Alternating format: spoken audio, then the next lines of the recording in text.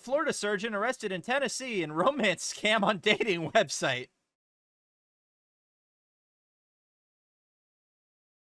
Fake Florida surgeon arrested in Tennessee in romance scam on dating website. Every word of that sentence cannot prepare you for the word that follows it up. What the actual fuck did I just read? A Florida man with more names than shirts was indicted in a scam that included his purported career as a surgeon, stifling cash and property from his victims. Brian Brainard Wedgeworth, that's a 46, was arrested in Tennessee on charges of wire fraud, mail fraud, aggravated identity theft, and money laundering. Jason R. Cootie, acting U.S. Attorney for the Northern District of Florida, announced the indictment after Wedgeworth made his initial appearance in federal court in Nashville, Tennessee.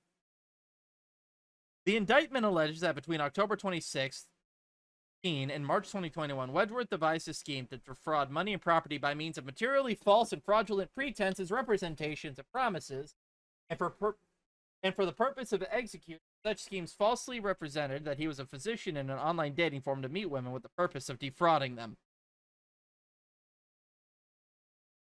Okay, see, that last paragraph, that was written to meet a minimum character count. You didn't need all the 3 and 4 syllable words there, the free press. Fuck off. The indictment further alleges that Wedgeworth made promises to the women in order to induce them to send him money and buy him jewelry and watches.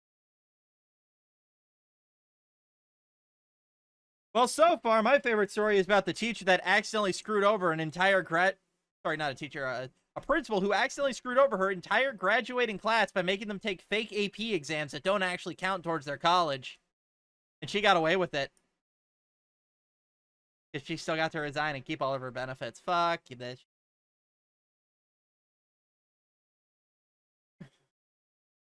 Wedgeworth is alleged to have fraudulently obtained more than $750,000 in funds and property as a result of his scheme. So what? Like, flex? Like, yeah, that sounds like a lot, but in this fucked economy we're in, property is worth way more than it should be, so that isn't all that impressive. Sounds like reverse.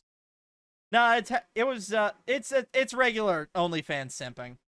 If convicted, he faces up to 20 years in prison for wire fraud and mail fraud counts, up to 10 years for money laundering, and a minimum mandatory of 2 in prison consecutive to any other imprisonment that may be imposed for aggravated identity theft. The case resulted from a joint investigation by the U.S. Postal Service and the IRS, Criminal Investigations. God, if there are 2 groups in this country, because this started in 2016 and ended in March of this year, before NFTs were a thing. But yeah, if there are 2 groups in this country you don't want to piss off, it's the Postal Service and the IRS Criminal Investigations Unit. I wouldn't want to be fucking talking to them over beers, let alone having them look into me. God, my voice even cracked. And work is ongoing to ensure all potential victims are identified. If you believe you're in contact with Brian Brainard Wedgeworth, or yet I'm sorry, and would like to speak with an investigator, please contact the U.S. Postal Service by email at casanovascammer@uspis.gov.